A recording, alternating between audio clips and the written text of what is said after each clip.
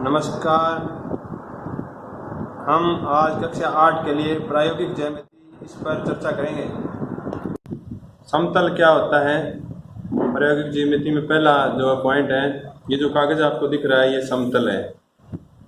उसके समतल के बाद में जो बिंदु है वो क्या होता है? समतल पर किसी स्थान विशेष को दर्शाना क्या कहलाता है? बिंदु कहलाता है। और इसके बाद में आपको आता है रेखा, जिसका अंत और छोर ना हो, यानी अंतिम और प्रारंभिक बिंदु ना दिया हो, रेखा होती है।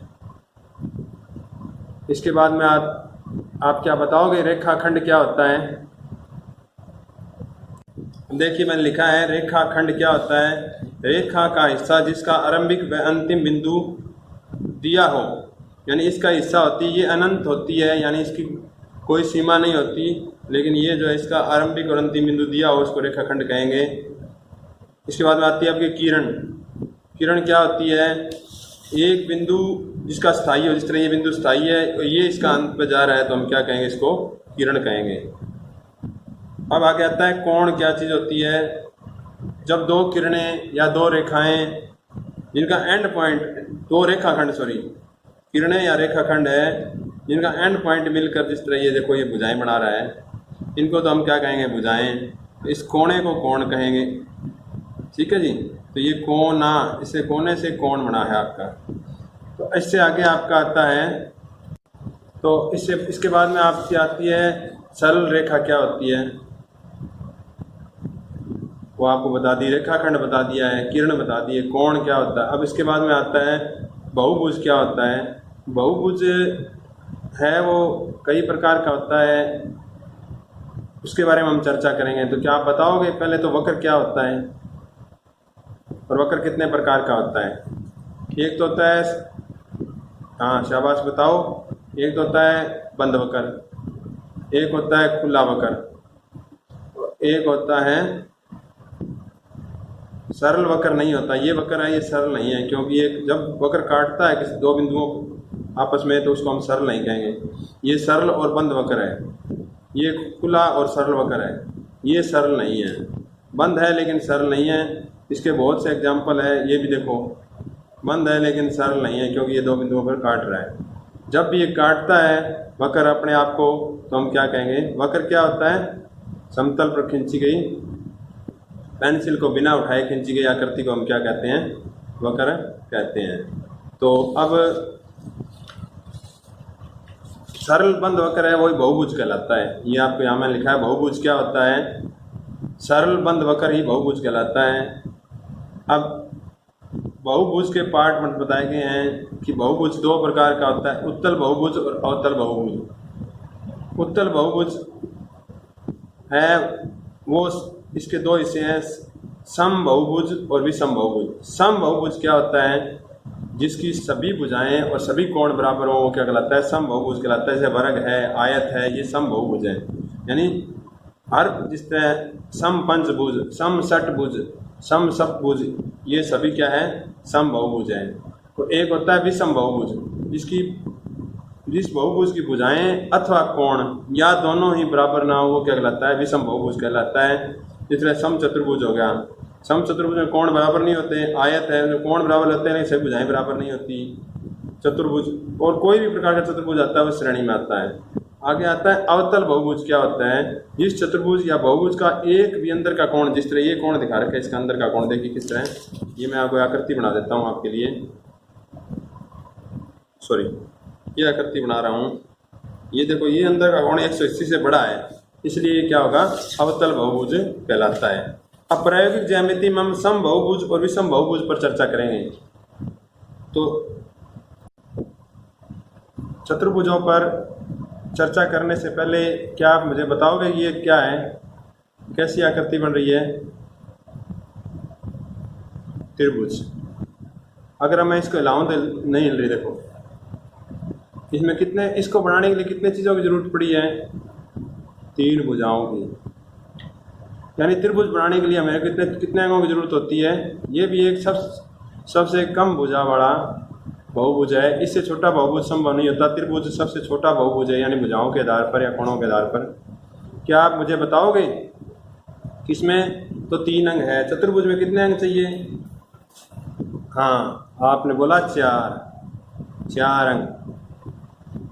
ये देखो 4 अंग से चतुर्भुज तो बन जाएगा, लेकिन अगर माप दिया हो, जो पिछली कक्षा में आपने पढ़ा था, पिछली जो प्रश्नावली में, उसमें आपने जो आपके तीसरे चैप्टर के अंदर तो उसके अंदर ये पढ़ा था कि ये 4 भुजाएं दी हुई हैं या कोण दिए हुए हैं। लेकिन अब ये चतुर्भुज मैं बना रहा हूँ, ये देखो आप, ये चतुर्भुज मैं बना रहा हूँ, इसको आप इसको यहाँ से लाओ, देखो त्रिभुज को लाए नहीं, देखो इसकी साइडें, इसके विकर्ण हैं, अब ये बड़ा हो गया, अब इसका ये विकर्ण देखो, अब ये विकर्ण देखो, ये विकर्ण छोटा हो गया।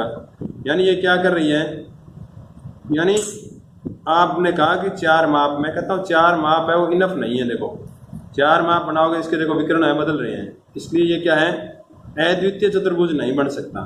तो फिर अद्वितीय चतुर्भुज को बनाने के लिए क्या करना पड़ेगा, इसका एक अंग या तो ये देखो ये विकर्ण लगाना पड़ेगा इसके बीच में, ताकि यह क्या है, इसकी माप बदले ना, या कोण है वो देने पड़ेंगे। यहाँ पर कोणों पर क्या है, ये कोण बनाने पड़ेंगे, विस्तर करने पड़ेंगे कोण 60 डिग्री 70 डिग्री पर, तो हमारा क्या है, एक अद्वितीय या यूनिक क्वाड्रिलेटरल बन जाएगा। अब हम चतुर्भुजों की रचना के लिए नियम है वो निर्धारित है।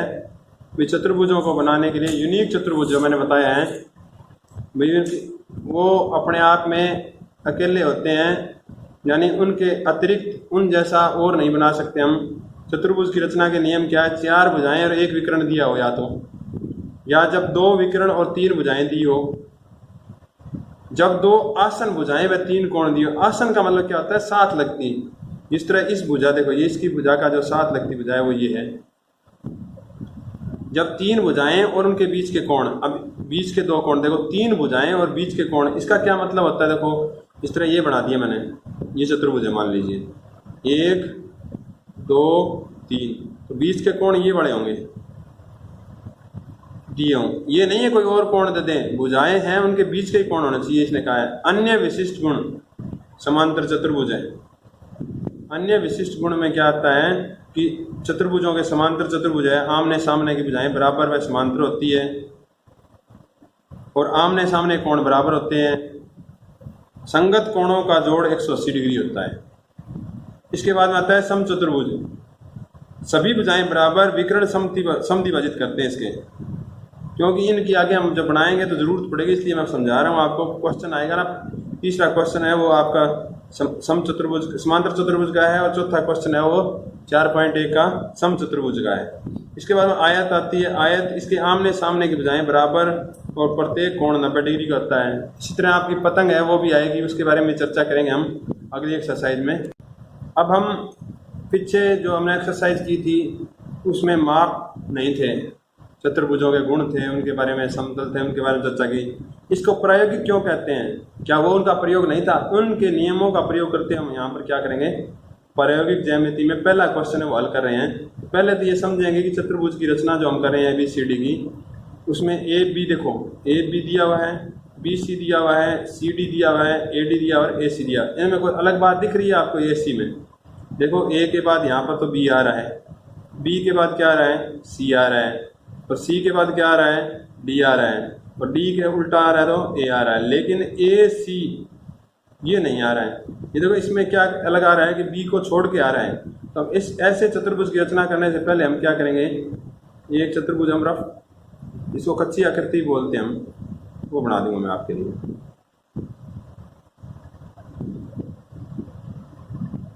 यहाँ से लगूंगा A B C और ये क्या है आपका D। अब देखिए AB बराबर कितना दिया हुआ है, 4.5 सेंटीमीटर। अब BC बराबर कितना दिया है, 5.5 सेंटीमीटर। CD कितना दिया हुआ है, 4 सेंटीमीटर, और AD कितना हुआ है, 6 सेंटीमीटर। AC जो विकर्ण है, देखो मैंने पहले बताया था आपको, ये विकर्ण दिया हुआ है, ये कितना है, 7 सेंटीमीटर। अब मैं एक बात और बता देता हूँ आपको, अगर आपको त्रिभुज बनानी आती है तो ये देखो 2 त्रिभुजों के मेल से क्या बना हुआ है, ये चतुर्भुज बना हुआ है। तो सबसे पहले मैं क्या करूँगा, यहाँ पर आपका इसको, इस कच्ची आकृति को देखते हुए मैं चतुर्भुज की रचना करूँगा। तो सबसे पहले देखिए आप कि मैं सबसे पहले 6 सेंटीमीटर है वो एक रेखाखंड दूंगा। यहाँ से लगकर 6 सेंटीमीटर यहाँ तक आता है।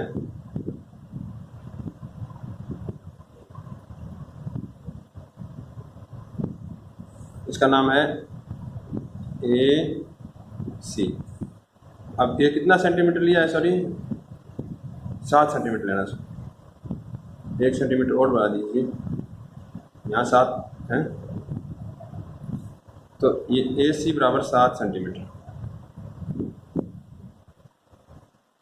अब हम क्या करेंगे कि A से B ज्ञात करने के लिए ऊपर की तरफ चाप लगाएंगे। AB के लिए कितनी लगाएंगे, 4.5 सेंटीमीटर। ये देखिए 4.5 सेंटीमीटर। और C से B बिंदु को ज्ञात करने के लिए C से BC की कितनी लगाएं, 5.5 सेंटीमीटर। ये देखिए, ये जो खाने छोटे खाने होते हैं, ये देखो 1 2 3 4 5, पॉइंट 1 का, पॉइंट 2, पॉइंट 3, पॉइंट 4, पॉइंट 5 का, तो ये 5.55 और पूरे 5.5 हो गया। तो ये दोनों जब चाप जहाँ पर काटेगी वो क्या कहलाएगा, बिंदु B का आ जाएगा। अब AB और AC को मिला दीजिए, AB और BC को मिला देंगे हम, तो S कसौटी से हमारी क्या है, त्रिभुज बन जाएगी। अब देखिए, हमें जिस तरह डायग्राम में पता लगा B का उल्टा क्या है, D है। D प्राप्त करने के लिए एक चाप तो A से 6 सेंटीमीटर की और एक C से 4 सेंटीमीटर की चाप लगानी पड़ेगी। तो हम रचना के चरण लिखेंगे, तो यहाँ बता दूंगा मैं आपको। देखिए, सबसे पहले मैं क्या करूँगा, A से 6 सेंटीमीटर चाप कर लूँगा स्केल की सहायता से। ये जी 6 सेंटीमीटर देख लीजिए, और एक चाप लगाई मैंने D के लिए। D प्राप्त करने के लिए B के अपोजिट रचना में लिखोगे, D प्राप्त करने के लिए A से B के अपोजिट साइड में उल्टी दिशा में, विपरीत दिशा में एक चाप लगाई। और अब C से D प्राप्त करने के लिए हमने क्या लगाई, 4 सेंटीमीटर की चाप। तो 4 सेंटीमीटर नाप लीजिए पहले और एक चाप लगा दें। अब देखिए, ये चाप नहीं आ रही है, तो अब आप क्या करेंगे, इसको ऐसे, इसको इतना प्रकार दोबारा खोलेंगे और एक ऐसे मिला दें इसको। अब इसको, ये पॉइंट क्या आ गया, D। अब DC और AD को मिलाइए।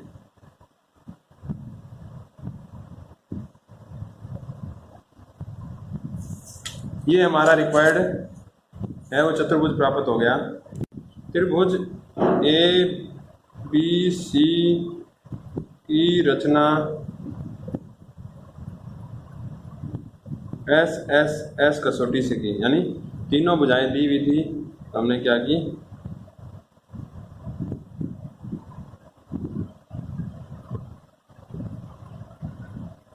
पहला।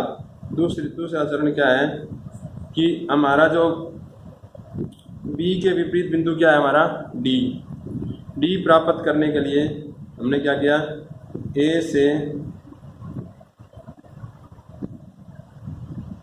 B के विपरीत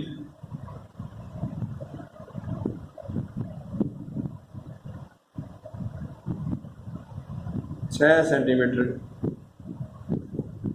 चाप लगाइए।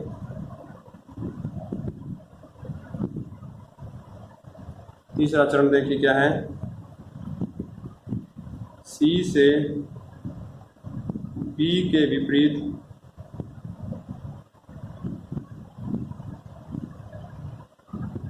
4 सेंटीमीटर चाप लगाइए।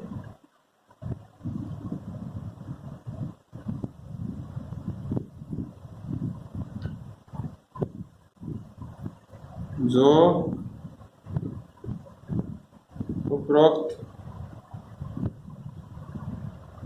चाप को B पर काटती है। कई बार आपने देखा, मैंने देखा यहाँ तक चाप आई थी मेरी, तो ये चाप इन्हें तक आई, तो फिर क्या दोबारा यहाँ पर प्रकार की नोक रखेंगे और इसमें क्या करेंगे, इसको काटेंगे। अब क्या है, चौथा पॉइंट क्या है, A D comma D C को मिलाया। नंबर 5वां चरण क्या है, ए बी सी डी अभिष्ट चतुर्भुज है।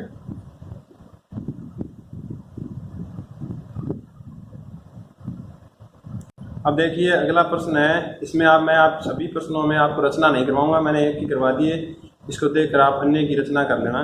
तो प्रश्न नंबर 2 है, चतुर्भुज है JUMP, जंप लगा रहे हैं चतुर्भुज भी। तो इसमें देखो JU UM MP और MU और PJ।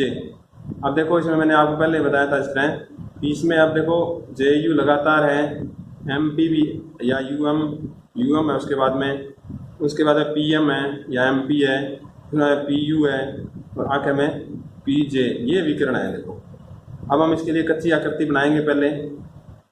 तो क्या सबसे पहले क्या लिखूं, देखो PU है, ये देखो ये विकर्ण है, सॉरी ये विकर्ण है, तो ये विकर्ण पहले ले लूँ मैं 6.5 सेंटीमीटर PU, और एक साइड में बिंदु M लिख दूंगा, एक साइड में बिंदु J।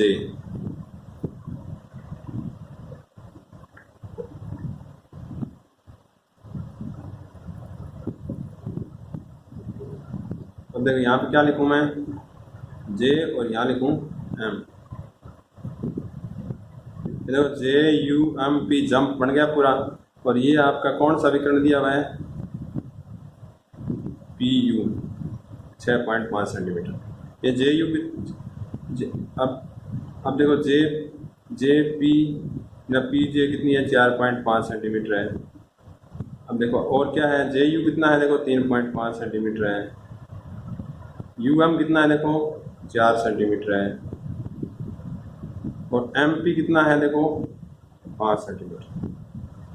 अब हम एक्चुअल में, ये तो हमने कच्ची आकृति बनाई थी, अब हम क्या बनाएंगे, सबसे पहले मैं क्या लूँगा, विकर्ण लूँगा। कितना सेंटीमीटर विकर्ण, देखो 6.5 सेंटीमीटर। 6.5 सेंटीमीटर का एक रेखाखंड ले लेंगे। देखो यहाँ से कंपास थोड़ा इधर कर लेंगे, और कंपास है, सबसे पहले स्केल की सहायता से कितना सेंटीमीटर, 6.5 सेंटीमीटर एक लाइन या रेखाखंड खींच देंगे। तो क्या है, रेखाखंड क्या है, PU। अब P से 4.5 सेंटीमीटर हम क्या करेंगे,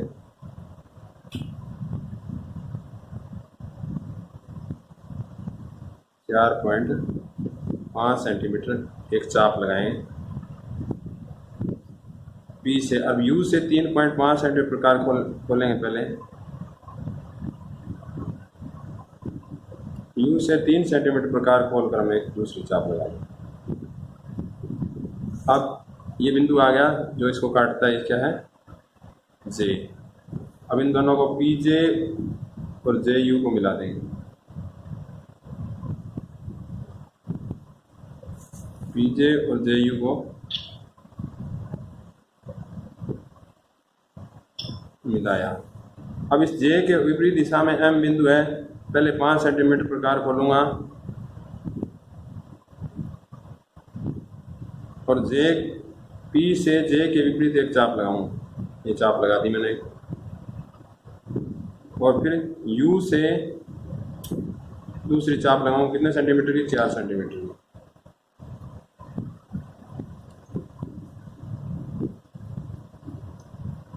मैंने पहले बताया था, ये देखो ये चाप आपकी छोटी रह जाती है, तो पुनः इसको क्या करें, प्रकार को इतना खोलेंगे और इसको ऐसे कर देंगे। अब इसको मिला देंगे, ये biंदु क्या आ गया, M। अब इसको UM और PM को मिला देंगे।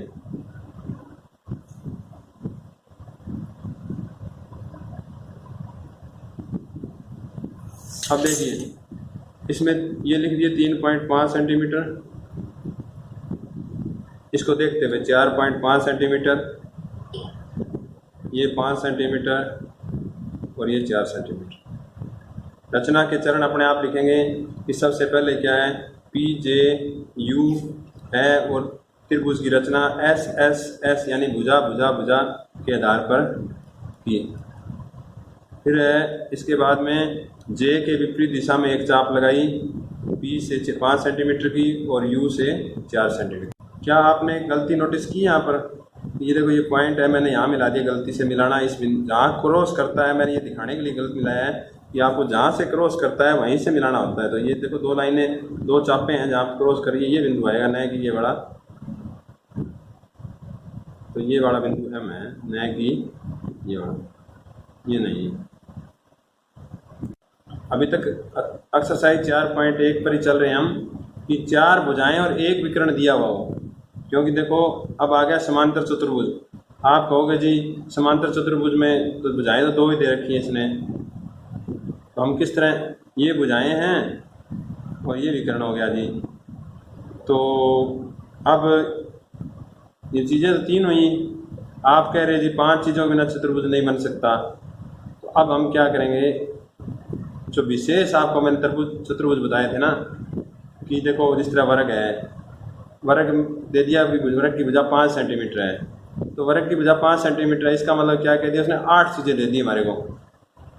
आप कहोगे कैसे जी, वर्ग की 4 भुजाएं बराबर होती हैं, चारों भुजाएं 5-5 सेंटीमीटर की होगी और प्रत्येक कोण 90 डिग्री का होगा, इसलिए हम क्या कहेंगे कि उसमें 8 चीज़ें दे। अब समांतर चतुर्भुज दे दिया तो इसने हमारे को, देखो इसने 2 भुजाएं दे दी, ये 2 भुजाएं दे दी हमारे को, 2 भुजाएं दे दी, आमने सामने की भुजाएं बराबर होती है, 2 और 2 की 4 और 1 5 चीज़ें दे रखी। कैसे, इसके अपोजिट जो साइड होगी वो 6 सेंटीमीटर होगी, आर ई की अपोजिट होगी वो क्या होगी, 4.5 सेंटीमीटर होगी, और ई ओ है जो विकर्ण है वो क्या होगा, 7.5 सेंटीमीटर। हम पहले रफ आकृति बनाएंगे, देखिए किस तरह, ई ओ ले लेते हैं 7.5 सेंटीमीटर, नाम क्या ले लिया, ई ओ, 7.5 सेंटीमीटर।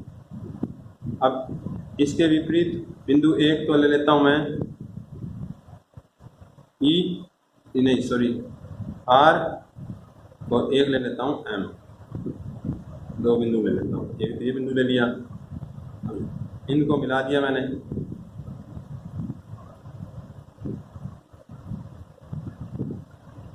तो अब देखो अगर ये 6 सेंटीमीटर है, वो आर 6 सेंटीमीटर है, ये कहता है अगर ये 6 सेंटीमीटर तो ये भी क्या होगी, 6 होगी। और अगर ये आपकी आर ई है 4.5 दिखा रखा है, तो ये भी 4.5 सेंटीमीटर होगी। इसमें कौन सी प्रॉपर्टी लगी है कि चतुर्भुज के, समांतर चतुर्भुज के आमने सामने की भुजाएं बराबर होगी। देखो मैं गिनवा रहा हूँ आपको, कितनी चीज़ें दी थी उसने, 1 2 3 4 और 5 चीज़ें। यही हम कह रहे हैं कि 4 भुजाएं और एक विकर्ण दिया हो तो ही हम एक यूनिक क्वाड्रिलेटरल बना सकते हैं। तो मैं अब इसको 7.5 सेंटीमीटर ले रहा हूँ पहले विकर्ण,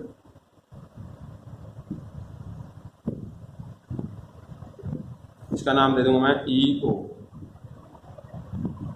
लंबाई कितनी है, 7.5 सेंटीमीटर, रेखा खंड है ये। अब ई से हम एस एस एस की कसौटी से, इसकी 2 भुजाएं दे रखी है मेरे को, मैं एक त्रिभुज की रचना करूँगा। क्या है, पहली भुजा कितनी है, 4.5 सेंटीमीटर, मैं प्रकार लेकर काट दूंगा इसको, 4.5 सेंटीमीटर। ई से आर प्राप्त करने के लिए मैंने एक चाप लगाई जो 4.5 सेंटीमीटर। अब ओ आर 6 सेंटीमीटर, तो 6 सेंटीमीटर प्रकार खोलूँगा और एक दूसरी चाप लगाऊंगा, जो पहली चाप को बिंदु किस पर काटेगी, आर पर काटेगा।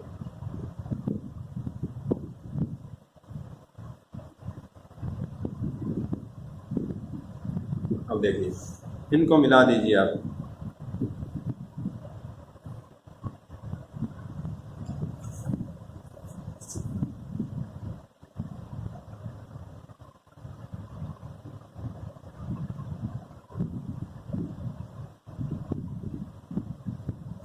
अब ये देखिए ये बिंदु आ गया आपका आर। अगर मैं कहता हूँ कि ये अगर 6 सेंटीमीटर है तो ये भुजा भी क्या होगी, 6 होगी, तो इसके विपरीत में 6 सेंटीमीटर इतना प्रकार खोलूँगा, 6 सेंटीमीटर का। देखिए क्योंकि समांतर चतुर्भुज बना रहा हूँ और यहाँ एक चाप लगा दूँगा m प्राप्त करने के लिए। और दूसरा ये कितना है, ये मैंने कहा है 6 सेंटीमीटर है, इसके विपरीत चाप लगा दी मैंने। अब ये कितनी है 4.5 सेंटीमीटर। आ रही 4.5 सेंटीमीटर, 4.5 सेंटीमीटर प्रकार खोलूँगा और एक दूसरी चाप यहाँ से लगा दूँगा। ये दोनों इस बिंदु M पर काट रही है। अब देखो अगर ऐसे देखें ना हम, देखो ये समांतर है, इसके लगभग समांतर आ रही है आपकी। देखो ऐसे तो हम इसको मिला देंगे बिंदु M के लिए।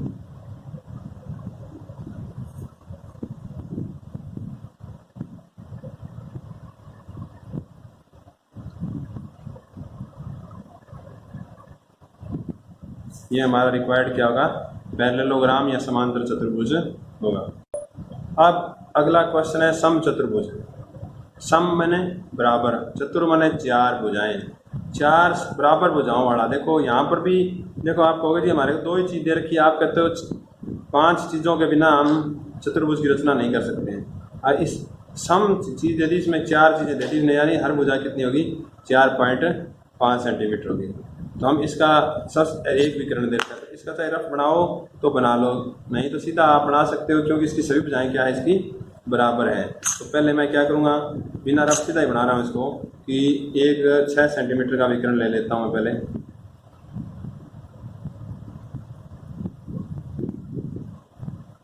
ET नाम देता हूँ इसका, बेस्ट बनाना है हमारे को। तो ET हमने ले लिया एक विकर्ण। तो B और S 2 बिंदु चाहिए हमारे को। भुजाएं कितनी है 4.5 सेंटीमीटर। मैं 4.5 सेंटीमीटर प्रकार खोलूँगा और पहले ऊपर की तरफ 2 चाप लगा दूँगा। पहली चाप ये B प्राप्त करने के लिए हम क्या करेंगे, पहली E पर और दूसरी T पर प्रकार रखकर हम क्या 2 चाप लगा देंगे। ये बिंदु आ गया B। अब B को E से और T से, B को E से मिलाइए, B को E से मिलाइए और फिर T से मिलाइए। अब B को T से मिला दीजिए। अब बिंदु रह गया S प्राप्त करने के लिए B के विपरीत ये 4.5 सेंटीमीटर प्रकार खुली है, 4.5 सेंटीमीटर ये खुली है।